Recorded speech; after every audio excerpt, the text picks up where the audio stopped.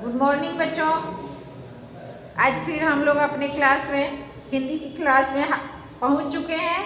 आप लोग भी अपना रेडी हो जाइएगा और अपने नोटबुक में अच्छे से इसको नोट कर लीजिएगा। और दिन की तरह ही आज फिर अलंकार अध्याय में हम लोग हैं। आज अलंकार अध्याय का सबसे अंतिम भेद हम लोग पढ़ने जा रहे हैं, जिसका नाम है पाश्चात्य अलंकार।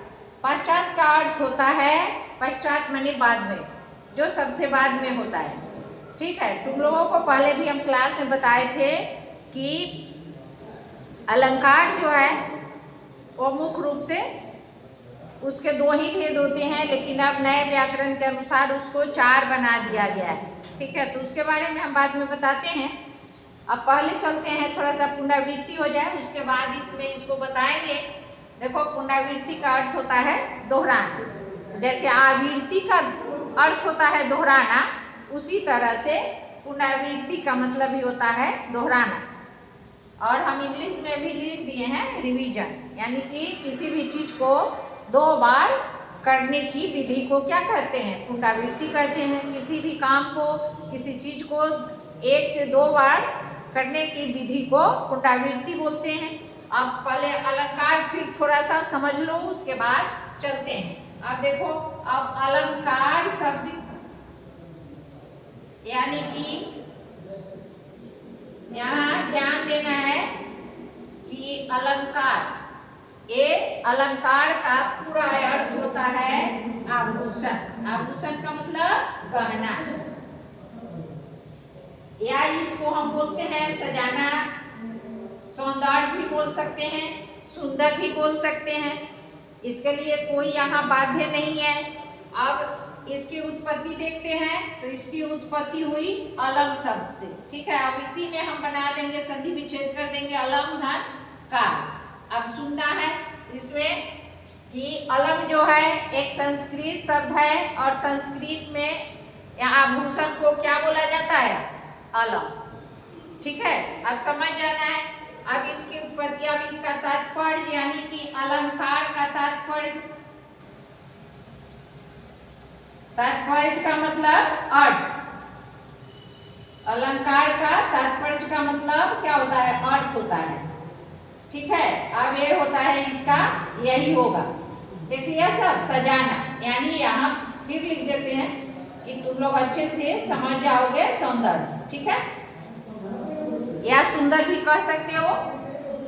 अब देखो, अब इसमें इसको संधि विच्छेद के रूप में भी हम ले सकते हैं। ठीक है, संधि विच्छेद तो किया हुआ ही है, इसमें कहीं कोई डाउट नहीं है। अब देखिए, अब चलते हैं इसके आगे। अब ऐसा पढ़ते पढ़ते आप लोगों को ऐसा लग रहा होगा कि कहीं ना कहीं हम फंस गए हैं, तो एकदम सटीक तरीका से आप समझ लीजिए कि अलंकार का जो है, इसमें 2 तरह का प्रश्न बन सकता है।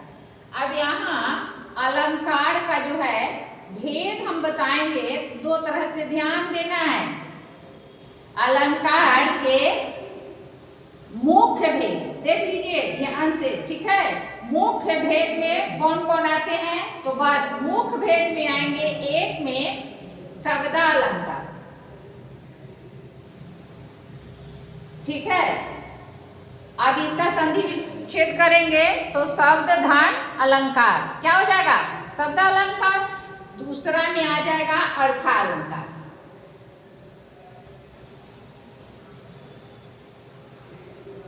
अभी सबको थोड़ा सा कल एकदम संक्षेप में बताएंगे फिर से तुम लोगों को, ताकि तुम लोग अच्छे से समझ सको। अब देखो, अब ये हो गया तुम्हारा मुख्य भेद। अब मान लो कोई तुमसे पूछता है कि कुल भेद कितने होते हैं, तो तुरंत इसमें बता देना है कि अलंकार के कुल भेद में आते हैं, अलंकार के कुल भेद। तो कुल भेद में 4 भेद आ जाएंगे। कुल भेद में कितने आ जाएंगे? 4। एक हो गया ये, 2, और तीसरे नंबर पर यहाँ जगह का अभाव है। ठीक है, स्पेस नहीं है, इसलिए तीसरे नंबर में आ जाएगा उभय अलंकार। नहीं, देखो 1 नंबर में शब्दा, ठीक से यहाँ हम फिर से लिख दे रहे हैं शब्दालंकार। दूसरे में अर्थालंकार,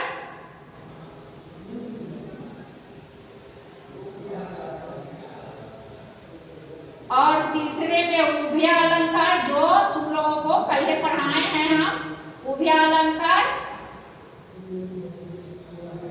और चौथे में आता है पाश्चात्य अलंकार।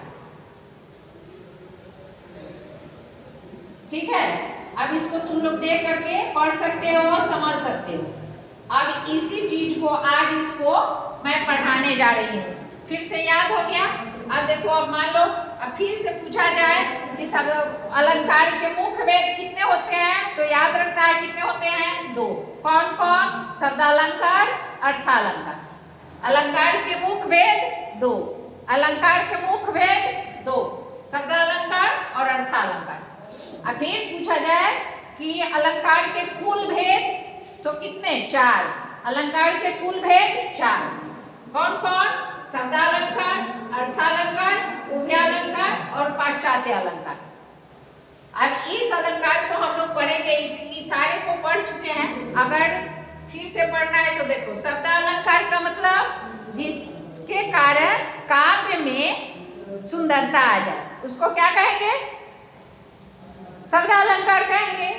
कि जिस शब्द के कारण यानी जिस शब्द के वजह से काव्य में यानी काव्य की लिखावट में, अब काव्य में क्या आएगा? दोहा आएगा, गाना आएगा, कविता आएगा, चौपाई आएगा, छंद आएगा। तो जितना उसमें आ रहा है उसमें सुंदरता आनी चाहिए।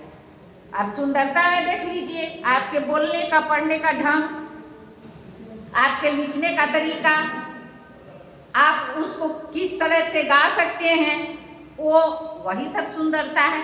वो क्या करता है?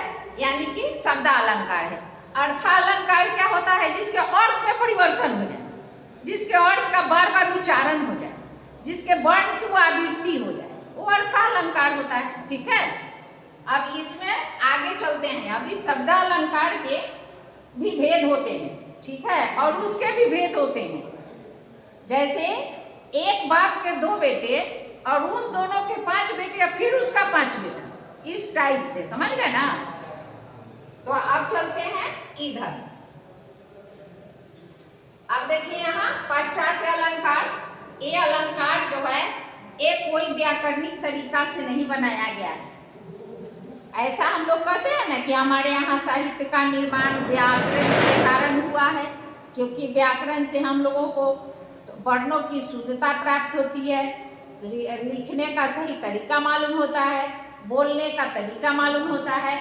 लेकिन ये जो अलंकार में है, यह एक साहित्यिक उपकरण है। उपकरण माने जानते हो ना, जो अपने से तैयार किया जाए, कृत्रिम चीज हो जिसको बनाया जाए। उपकरण माने बना देना।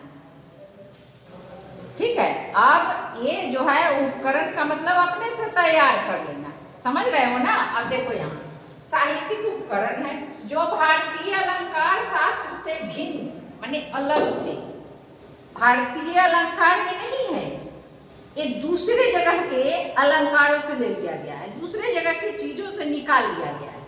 और वह व्याकरणिक नहीं है, वह साहित्यिक है। साहित्यिक मतलब हम जो अपने बोलचाल की भाषा में लाते हैं, जिसको हम खुद से कर सकते हैं, वही ना साहित्य है जी। जो हमको ज्ञान देने का काम करता है, जिसको हम अच्छे तरह से सीख जाते हैं, जिसका यानी संचालन हम अच्छे तरह से कर पाते हैं, वो साहित्य है। जो हमको सिखाने का मौका देता है, सीखने का मौका देता है। तो यहाँ जो है भारतीय अलंकार शास्त्र से भिन्न पश्चिमी काव्य, तुम लोगों को जब हम पढ़ाए थे तो हम लोग को हम बताए हुए हैं शुरू में कि हिंदी का बंटवारा जो है 2 भागों में हुआ है। एक हुआ पूर्वी हिंदी और दूसरा हुआ पश्चिमी हिंदी। तो पूर्वी हिंदी में तो हम लोग है ना। अब पश्चिमी हिंदी में देखो यहाँ काव्य परंपरा हो, जैसे पश्चिमी में जैसे हमारे यहाँ का पश्चिमी हिंदी हो जाता है, गुजरात हो गया, राजस्थान हो गया, महाराष्ट्र हो गया, तो ये जितना जो उधर का क्षेत्र है वो सब आता है। जितना समुद्र तट के समीप बसा हुआ जो नगर है, महानगर है, वो सब जो है वो पश्चिमी हिंदी का क्षेत्र है। ठीक है, और पश्चिमी हिंदी में आता है यूनानी और रोमन। अब यहाँ अच्छे से समझ सकते हो, साफ एकदम साफ लिखा हुआ है यूनानी और रोमन से हिंदी साहित्य आए। यानी कौन सा हिंदी साहित्य आया भाई? जो पाश्चात्य अलंकार को बनाया। आप बात समझ रहे हैं ना कि यूनान और रोमन से कौन साहित्य आया? जिसने पाश्चात्य अलंकार को बनाया। यानी कि पाश्चात्य अलंकार को बनाने वाला जो साहित्य है वह साहित्य यूनान और रोमन से आया। ठीक है, अब इनमें अपने हिंदी साहित्य को क्या किया गया कि थोड़ा सा मिलाया गया, और जब मिलाया गया तो हमारे अर्थालंकार में आने वाले भेद को मिलाया गया, शब्दालंकार को नहीं, क्योंकि शब्दालंकार जो है एकदम व्याकरण पर आधारित है, तो शब्दालंकार को नहीं मिलाया गया। मिलाया किसको गया? अर्थालंकार के रूप को। ये सब तुम लोगों को पढ़ाया गया है अर्थालंकार में कि देखो, जिनमें मुख्य रूप से विरोधाभास अलंकार पढ़ाए हैं, अतिशयोक्ति अलंकार पढ़ाए हैं, रूपक अलंकार, उपमा अलंकार, प्रश्नोत्तर अलंकार।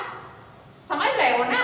जैसे भाव, सौंदर्य और अर्थ विस्तार लाने वाले अलंकार शामिल हैं। अब इसका अर्थ क्या हुआ कि पाश्चात्य अलंकार में मोटा मोटी जान लो संक्षेप में कि पाश्चात्य अलंकार में हमारे अर्थाय अलंकार के कुछ प्रमुख भेद को शामिल किया गया है। इतना तो समझ सकते हो ना? अब वो प्रमुख भेद कौन कौन से हैं उसके बारे में जान लो। विरोधाभास, अतिशयोक्ति, रूपक, उपमा और प्रश्नोत्तर अलंकार, ये इतने जो हैं 5 अलंकार जो हैं अर्थालंकार के पांचों भेद को इस पाश्चात्य अलंकार में क्या कर दिया गया है? जोड़ दिया गया है, शामिल कर दिया गया है। तब जाकर के इसके अर्थ का क्या हुआ है? विस्तार हुआ है।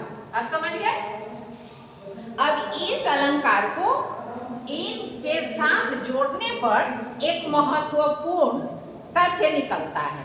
वह तत्व क्या है? मानवीकरण। मानवीकरण का मतलब कि जैसे कुछ पेड़ पौधे अपने उग जाते हैं और कुछ पेड़ पौधों को हम लोग उगाते हैं, जिससे हम लोगों को अपना स्वार्थ रहता है, जिससे हम लोगों को फायदा मिलता है।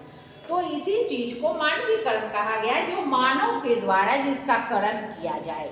ठीक है, जिस चीज की उत्पत्ति मनुष्य के हाथों से हो। समझ गए ना? अब देखिए, इस अलंकार में मानवीकरण को महत्वपूर्ण माना गया है। अब सबसे मुख्य बात कि इसमें कुछ नहीं करना है। अगर आपसे कोई पूछता है कि पाश्चात्य अलंकार क्या होता है, तो भाई कह देना है कि पाश्चात्य अलंकार क्या है? वह एक मानवीकरण उपकरण है, उसको मानव से जोड़ा गया है, यही उसकी प्रधानता है और कुछ नहीं है। आप देखिए, आप नीचे चलते हैं, जहां प्रकृति यानी प्रकृति के द्वारा उपजने वाले, लहलहाने वाले जो पेड़ पौधे होते हैं उनके बारे में बताया गया है। जहाँ प्राकृतिक वस्तुओं जैसे पेड़ पौधे, बादल आदि में मानवीय भावनाओं का वर्णन हो या निर्जीव वस्तुओं की सजीव के रूप में चित्रित किया गया हो। अब बादल बताइए, पेड़ पौधे तो सजीव होते हैं, सबको पता है। बादल सजीव हैं क्या? बादल सजीव है? नहीं है, कभी नहीं, क्योंकि बादल हम लोगों से कहीं परे है, हम लोग उसके नज़दीक नहीं पहुंच सकते। उसका आभास होता है, उसको बरसते हुए देख सकते हैं, लेकिन उसको छू नहीं सकते हैं। बात समझ में आ रही है ना? तो निर्जीव है, जो हमारे नज़दीक नहीं है, जिसको हम नहीं अपने हाथ से कुछ कर सकते हैं, वो तो निर्जीव ही माना जाएगा ना। तो यही कह रहा है कि जो मानवीय भावनाओं का वर्णन हो या निर्जीव वस्तुओं की सजीव के रूप में, अब इस सजीव के साथ बादल का चित्रण किया गया है। पेड़ पौधे सजीव हैं और बादल निर्जीव है, दोनों को एक साथ कर दिया गया। तो इसी बात को बताया गया है कि निर्जीव वस्तुओं की सजीव के रूप में चित्रित कर दिया गया, क्योंकि बादल, पेड़ पौधे सजीव के साथ बादल भी सजीव हो गए। ठीक है, किया गया हो, वहाँ मानवीय अलंकार होता है। जहाँ पर सजीव वस्तुओं के साथ कोई निर्जीव वस्तु की तुलना भी हो जाती है या शामिल कर दिया जाता है, वहाँ पर कौन सा अलंकार होगा? बोलो सब। मानवीकरण अलंकार। वो हम जान रहे हैं कि तुम लोग नहीं बोल पाओगे। जैसे में देखो, फूल हंसे कलियां मुस्काई, ठीक है। फूल हंसे कलियां मुस्काई।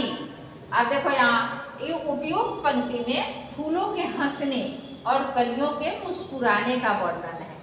अब भाई फूल कब हंसेगा, फूल कब हंसेगा, कलियां कब मुस्कुराएंगी, जब सूरज की रोशनी लगेगी। जब तुम्हारे पेट में दाना पानी जाता है तभी तुम खेलने निकलते हो। बिना खाए हुए खेलने जाओगे, नहीं जाओगे।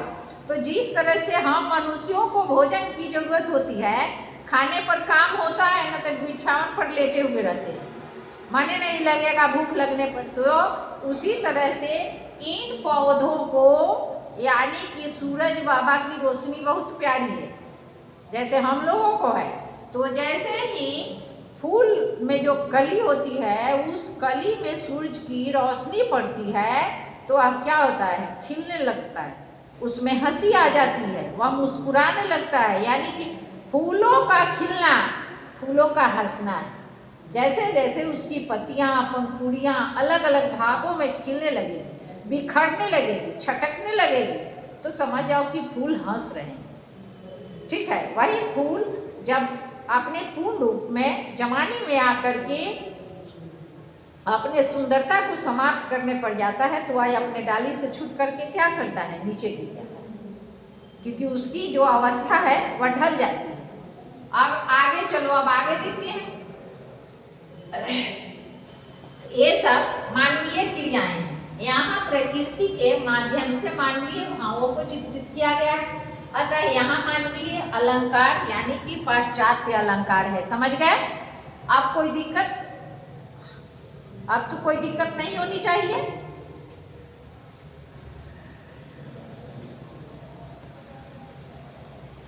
अब फिर यहाँ देख लो पाश्चात्य अलंकार। अब यहाँ आज हम लोग इस अलंकार अध्याय का द एंड कर दिए, लेकिन मेरे तरफ से नहीं हुआ है, तुम्हारे तरफ से हो सकता है, लेकिन मेरे तरफ से नहीं हुआ है।